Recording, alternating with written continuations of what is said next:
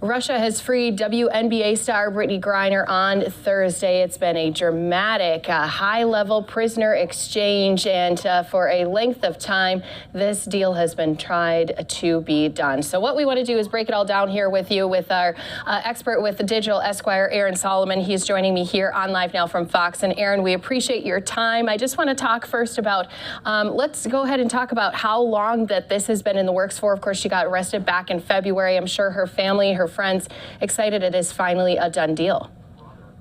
We just heard the press conference from President Biden in which he had Brittney's wife, Sherelle, and President Biden said they've been working on this really from the day that she was illegally detained.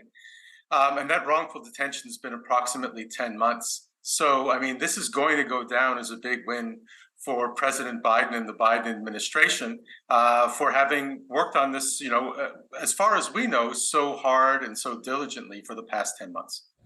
And let's just go into some details about this exchange, too, because, of course, there were a lot of people, and especially the family of the former U.S. Marine, Paul Whelan. They, of course, were hoping he'd be part of this prisoner swap that happened with someone who we have in custody here. So talk about the exchange that is happening. So the exchange that happened was between Brittney Griner in exchange for the person known as the Merchant of Death, Victor Bout. And Victor Bout basically was an arms dealer who was able to kind of dismantle a lot of the old military pieces in the Soviet Union and end up reselling those to other governments and other armies, making billions of dollars in exchange. I believe that part of the reason that Russia wants and Putin wants Bout back, so badly at this point, is that he may be playing an ongoing role in some of Russia's future military pursuits. And you think about that, too. You think about the difference between who we have in custody and are exchanging for Brittney Griner, what she was in custody for. And some people may say it's an unfair swap. What are your opinions about that? Well, there's no doubt that the United States all along was trying to effectuate a 2-for-1 swap, which would have brought Paul Whelan home. And as both President Biden and Brittney Griner's wife said today, while we're super excited that Brittney Griner, as we speak right now, is literally on a plane back from the United Arab Emirates, which is where she went from Russia, to the United States, that, it's more bad news for Paul Whelan's family. Brittney Griner, I believe, won't rest until she can continue to put the kind of pressure that's been put on the Biden administration for her return, for Paul Whelan's return. So, if we look at it within sports terms, the best deal for a trade that the U.S. government was able to get was a 1-to-1 trade for Bout and Brittney Griner. And what will it take then to get Whelan back home? Because we've heard Russia make some remarks possibly about saying, well, we believe he's a spy, so we want one of our own spies back in to trade them. Kristi, that's exactly right. That's what complicates things. Brittney Griner is and was a very high-profile athlete and someone who had a distinguished basketball career playing not just in the WNBA, where, by the way, she was named WNBA Personality of the Year 2 days ago, but also playing for 7 seasons in Russia. It's more complicated with Paul Whelan, and we understand that the reason it's more complicated is because he was a former Marine and he was in the intelligence business. So that seems at this point to be commanding a much higher price in a prisoner swap than the United States had anticipated it would. And let's just go back to Brittney Griner, because obviously, as you mentioned, her family just has to be ecstatic that she's finally going to be released. She's going to be back on U.S. soil. What do you think are going to be some of those first things that they do together? What's going to be some of the next steps for Brittney Griner as she tries to readjust to life back here? So, it's obviously a great news story, and it's really a classic news story for the holidays that she's going to be able to get back home in time for Christmas. That's great. Everybody, especially on sports radio, is offering a lot of conjecture as to when she's going to be back in a basketball uniform and resuming her basketball life. Who knows is the answer to that. The reality is it was an extremely arduous, physically and emotionally, 10 months for Brittney Griner. And anybody who thinks that she's weeks or even months away from a return to the highest level professional basketball after that is probably sadly mistaken. So I think that Brittney's going to have both personally and professionally a long haul ahead if she wants to get back to doing what she was doing before. Who knows? And we think about, too, she was not only detained, then she had all those court appearances. We all know how that was going to play out. She was going to be found guilty. She was not going to get that appeal. And then also she was just recently changed over prisons as well. So you think about the past 10 months, as you just mentioned, it is going to be a very emotional time to try to get and work through the process of what she went through. From everything that we understand, the conditions that she had in the labor camp, were up to 16-hour a day of work. She supposedly didn't have the kind of special bed that was made for her in the Moscow prison to accommodate her almost 6 foot 10 inch frame. So that's why I say that physically she's been through a lot. But with such a quick prisoner release, I'm sure that it wasn't very many hours from the time that she learned that she'd be coming home to the United States, that she was on a plane out of the former Soviet Union and now Russia to the UAE. So I think it's going to take a long time for her to adjust. And hopefully she's in the position today where physically and emotionally she's going to be able to get back to where she was. But that could be a process that lasts years.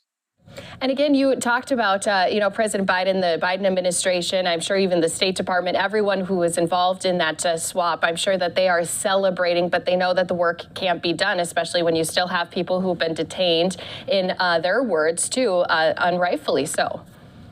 I think when it comes to these prisoner swaps, it's very important that everybody recognizes the great work. And I like the fact very much that Brittney Griner's wife mentioned a lot of people from the State Department to people in the WNBA Players Association and the Phoenix Mercury who've been, and Brittney's own agents, who've been extremely supportive throughout these past 10 months. That same kind of support system needs to continue to mobilize around Paul Whelan's release, as I'm sure it has been, but it would be a real shame if all of this very positive attention that's been generated around Brittney Griner's wrongful detention and release now goes away because she's home. I believe that Brittney Griner and her own family won't let that happen.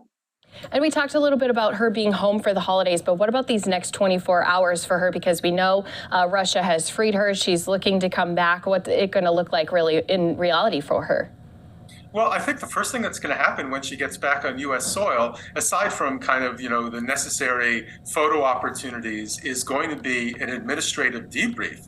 She's going to be speaking with people in the U.S. administration, I also assume organizations such as the FBI, so that she can kind of disc dump the things that she saw, the things that she learned, and tell some details about her experience. So if anybody thinks that she's going to land in the United States and then get to fly right home, they're probably not accurate about that. I think that there's going to be a process over several days where she gets to debrief and also go through what I hope would be extensive medical and psychological tests to make sure that she's okay and doesn't need any immediate treatment in the U.S.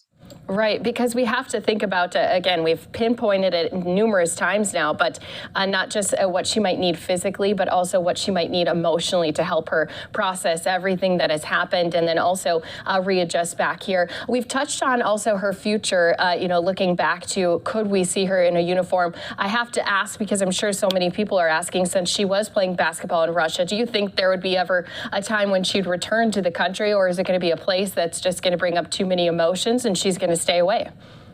The latter. I can imagine her never returning to Russia, certainly not to play basketball. And as we've talked about through this entire 10-month detention, it's incumbent upon the WNBA and the NBA to come up with a business model where the top players like Brittney Griner don't have to go and earn 5 times as much money playing in the former Soviet Union than they do in our own professional league. So there's some structural and process things that need to be fixed there as well. And we know, too, that the Russian media is controlled, obviously, by Vladimir Putin, and they really have the majority of say when it comes to giving information to their people. What do you think they're saying about this swap that's going to be happening right now? I think that they're positioning this exactly the same way as we are in the United States, that this is a huge victory for Russia, that they have back Victor Bout, who themselves they're going to say was illegally detained. Although, of course, in the United States, we know that he was afforded the rule of law and the judicial process in the United States that isn't afforded to Brittney Griner in Russia. But they're going to be painting it the same way. In no way will Russian state media be saying that this is a loss. This is going to be painted as a glorious victory for Vladimir Putin. Absolutely. And then when we talk about, moving forward, looking to, again, trying to get the release of Paul Whelan, anything else you think important to mention, especially since his family probably so disappointed, happy for Griner's family, but of course disappointed they can't get their son back?